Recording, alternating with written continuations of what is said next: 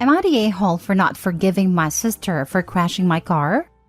Original post. My stepsister, female 21, crashed my female 18 new car after I told her she couldn't use it again. My stepsister, we'll call Paula, had 2 cars. Both she got from her dad and my mom, and she destroyed both of them within months of getting them. My mom and her dad got married when I was 11 after my dad died 3 years prior. I had a hard time accepting her dad and her, but in the end, I got used to it. And we have a solid relationship, or at least her dad and me. Paula got her first car when she was 17 just after she got her license. It was an older Audi she got from her dad. It wasn't the nicest car, but a good start. She didn't like the car, but it was better than nothing, so she used it. But after 4 months, she crashed it into my mom's car as she was coming back from a party. The second car she got last year for Christmas. My mom and her dad bought it for her. But guess what? She drove it into the river on New Year's because she forgot to put the handbrake on. My mom and her dad were furious, but she didn't care. She said she would just buy a new car and they should chill out. She moved out afterwards to her own apartment. So I just bought myself my dream car, a Mini Cooper 2014. I did years of saving for it. My stepsister visited 2 weeks ago over the weekend while I was at my grandparents' house, so she thought she could use my car while I was gone and drove shopping with it. When I got home, I saw a huge scratch at the back. I asked my mom how it got there, and she was clueless. She didn't know Paula took the car while they were sleeping. Paula, looking all innocent, said she took the car on a little shopping tour because I wasn't using it. I was so angry at her and said if she ever uses my car again without my permission, I would kick her butt to the moon and back. She said she was sorry and that some idiot scratched it, not her. When I was coming home today, I saw my car crashed into the wall in front of our house, and Paula, my mom, and her dad standing beside it. I was furious. I asked what happened and why my car was in the wall. Paula said she accidentally crashed it because she wanted to drive it to the nail salon and she confused the front and reverse gears. I exploded. I screamed at her that I want her to pay for the car and that she was a horrible person because she didn't even look guilty for destroying it, and she should never drive a car again in her life because all she does is cause accidents. I stormed away and locked myself in my room. Her dad said I should forgive her and that it was an accident and that we were sisters. I was shocked and so disappointed in my mom because she said nothing against it. I said that she wasn't my sister and I would never forgive her, and that I would move to my grandparents, and that she should better pay for my car or I would sue her. He said that I was a brat talking to them like that and that not forgiving her would make me a bad human being.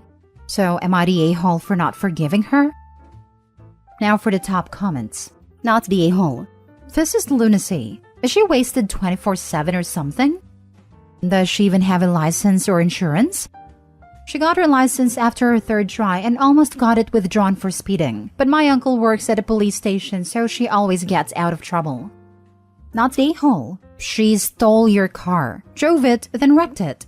She did not have your permission to use it, therefore it was stolen. Personally, I'd report her to the police and press charges. If that doesn't get her attention, then I am afraid nothing will. The facts are clear. No permission to use it plus person uses it anyway equals theft of car. Yep, this. Plus, OP's insurance rates will go up if it's an accident OP allowed. Call the police and report it as an unauthorized use of the car. Call insurance and make sure they know that the driver was explicitly prohibited from using the car. Take the payout from insurance and buy a new car. Stepsister can then deal with the insurance companies collecting from her or her insurance. If that means her rates go through the roof or she has legal problems, too freaking bad. Not the a-hole. Not the a-hole. If you're 18, the car is in your name and you paid for it, report it stolen. She needs to see consequences for carelessness. Have her charged with theft and tell her you won't drop charges unless she pays up immediately and both your parents apologize to you. Then, move to your grandparents as you can't trust any of them. Now for the first update. Today morning, I got a call from my stepdad saying Paula came crying and drunk driving in a car to them and begged him to try to change my mind to the police because she doesn't want to get into trouble.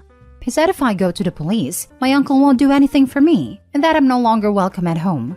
I just got back from the police station and filed a report of theft and damage to property against Paula, but turned out Paula and her dad called the police and said that I would frame her and that I crashed the car into the wall myself. So I'm on the way to a lawyer to help me with all of that. I also called my insurance company, and they said that would work on getting me the money I deserve. I'm now living at my grandparents' house and will distance myself from the rest for a while. Some of you had some questions about stuff, so I don't know why my mom didn't say anything against Paula and her dad. She's normally very vocal on her bad driving skills. Paula got both cars bought for her because she doesn't have the money to buy one herself, but I had to, so they only bought her the cars. When she crashed into my mom's car, she only damaged the right side of the car, so my mom wasn't that angry at her. And Paula always got out of trouble because my uncle always got her out of it. She got her license after the third time trying and only after my mom helped her out. She also got into an accident when she drove my mom's car and went to hospital for a broken leg, but nothing really happened to the car. I will update when something happens, and thank you for all the support in the comments. It helped a lot. With family like that, who needs enemies? Selfish to the core. Only contact them via text or email so you can get proof of communication for your lawyer. I would also report her reckless driving to your local driving. Advise them of the cars she has damaged and totaled, and the fact she has done the same to your vehicle by taking it without permission. Let them know, because of her reckless driving, that you are concerned that she will end up killing someone. I'm glad you are with her grandparents now. I think your mom is being pretty spineless for not standing up for you. I wish you well. Please let us know how you get on. I am so sorry you're going through this. Your parents and stepsister are absolutely horrible humans, and your stepfather had the audacity to say you were a horrible human. I also hope they get in trouble for filing accusations against you with the police that are false. Hang in there, and try to keep your head up. Second update. Just found out that my stepsister tried to fight my mom after she contacted me and wanted me to come back home. She's in the hospital right now because Paula broke her nose. I'm now on my way to her, and hope she's alright and sees what kind of a person she really is. Paula also got arrested for stealing the car from a neighbor, and my stepdad is not talking to my mom or me right now, and my mom is thinking about getting a divorce. I don't really know what to say. I'm just overwhelmed with the situation right now, so yeah. She stole the neighbor's car? While being investigated for stealing a different car, and stepdad is mad at them? What the actual hell is wrong with this girl? Let's think about it. She got away with crashing 2 cars. Nobody other than OP cares she's driving drunk. She thinks she literally has cops wrapped around her finger. So yes, it is not hard to believe she thinks she can add thefts to this chain of mess. She never had any reason to restrain herself. That helpful family, that sweet uncle, is literally pushing this lady and anyone around her to death. Good cop records won't help you if you are having eternal sleep underground, or you can't move your fingers anymore. She could also have some kind of personality disorder. She has 0 impulse control. I mean, breaking mom's nose after she supported her for so long? Stealing and crashing car after car? Continuing to drive drunk when any sane person would have stopped after the first crash? What kind of a dumbass would take a neighbor's car? Same dumbass that would wreck 3 cars and not consider that maybe she should change her habits. Really though, seems like alcohol or substance abuse may be a factor. Opie mentioned that she drove drunk to her parents. What are the odds she had been not sober the other times too? Being drunk or high would explain why she'd be dumb enough to steal a neighbor's car. I had a friend in high school who needed to take her driver's test, something like 12 times. They let you retake only the parts of the test you failed previously. So she incrementally passed it, a few skills at a time. I rode with her exactly once, and afterward silently swore I would never get in a car she was behind the wheel of again. It's kind of amazing that people can be that terrible at driving and not realize they need to stop doing it. Next story. Am I the a-hole for telling my kid if he can't share his food, it might be time for him to move out? On Valentine's Day, I got 2 large pizzas for my family to eat, and then I went to work. When I got home from my night shift, I went into the fridge and saw that there was still half a pizza left. I warmed up 3 slices for my supper and watched some TV with my cat while I ate. My son got up before I went to bed and looked in the fridge, and he got upset that I ate the food he was planning on taking for his lunch. There was lots of other food in the fridge, but he said he told his mom that he was taking the pizza for lunch and that I was greedy for eating it. I asked him if he would be greedy for taking the pizza for lunch, and he got pissy and left. My wife woke up when she heard us arguing, and she said that he had asked her and she said yes. I said, great, where's my dinner then? She said she didn't make me anything since there were leftovers. I asked her what leftovers, and a light bulb went off in her head. She said she was sorry for not making me dinner. I told her it wasn't her fault. There were leftovers. Then my son came back into the room and started arguing again that he had already claimed the leftovers for himself. This is where I might be the a-hole. I asked him how much he paid for the food. $0. How much he paid in rent? $0. Utilities? $0. We are letting him live here so he can save money while he's in college. But I'm sick of this entitled little jerk-off. So I told him if he had a problem with me eating his leftovers, maybe he should move out so he can have his food safely stored away from me. My wife says I'm taking it too far, but he backed down pretty quick and said no, and that he was sorry for saying anything. My wife says I'm being an a-hole for scaring him with kicking him out over some leftover pizza. But I'm not. I'm making sure he knows the best way to keep food that I paid for safe from me is to live elsewhere and buy your own food. Now for the top comments. Not the a-hole. Reading the comments, he is 22. He is living at home rent-free. He isn't contributing to the household budget, and he thinks he can claim food you paid for.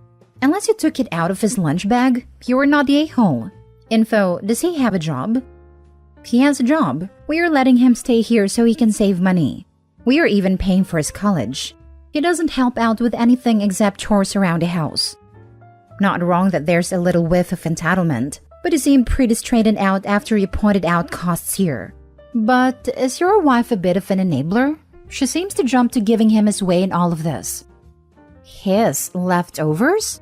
Leftovers are only leftovers when everyone has had their share for the meal. Your retort to him about what bills he pays in the house is pretty spot on, and something any parent I know would say. Sucks being on the receiving end of that quip, but it is valid.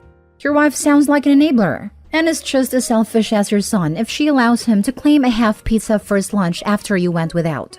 He does sound like a turd. Sorry you have to deal with him. Not the a-hole. Exactly this. It's not leftovers if everyone hasn't eaten. It's still dinner. This is how my 4-year-old may behave if we eat the last strawberry he's saving in the fridge. Even then I feel I need to gently teach him to be considerate. OP, not the a-hole. Last story. Am I the a-hole for telling my wife I will stop gambling when she stops buying art supplies? My wife, 29 female, and I, 28 male, have been married for 3 years. We are currently saving up to buy our first house. We started saving about a year ago and are hoping to buy a home this summer if the market in our area adjusts in a beneficial direction. We are already pre-qualified with a lender and are closing in on our goal amount for the down payment. Once a month, I will go to a nearby casino and spend some time gambling. I do the same thing every time I go. I put $200 in one pocket and use that for gambling, and anything I win goes into a different pocket. Once the $200 is gone, I leave with whatever money I have in the other pocket. I usually just sit at a $5 blackjack table, since that's the game I enjoy the most. And if I just make minimum $5 bets, I can play for a couple hours and call it a night. Most nights I end up around even, but sometimes I lose $100 to $150, and a few times I've come home with an extra $200 to $300. I never, ever take out more than the $200 I allow myself to start with. And if I come home with winnings, that money goes directly to the house fund. My wife, on the other hand, is an artist and spends a lot of her free time painting and drawing. She has a very large collection of paint and other supplies and spends a lot of money on her supplies and equipment. She will sometimes sell a painting or drawing to friends or family, but she mostly just does it for her own enjoyment and relaxation. She doesn't do commissions or anything that would make money off her art. This past weekend, I was going to go to the casino, but my wife stopped me before I left. She said I shouldn't be going to the casino and throwing money away when we are trying to save for a house. I told her that I don't see how me going to the casino once a month for $200 is any different than her buying new art supplies. I gestured towards a box of new art supplies my wife had just gotten and asked her how much all of it cost. She didn't answer that and said that it's different because art is a hobby for her and gambling could lead to addiction. I reminded her of my system and that I never stray from it. I told her I just do this because I enjoy it, like a hobby, and that anything I come home with goes into the house fund anyway.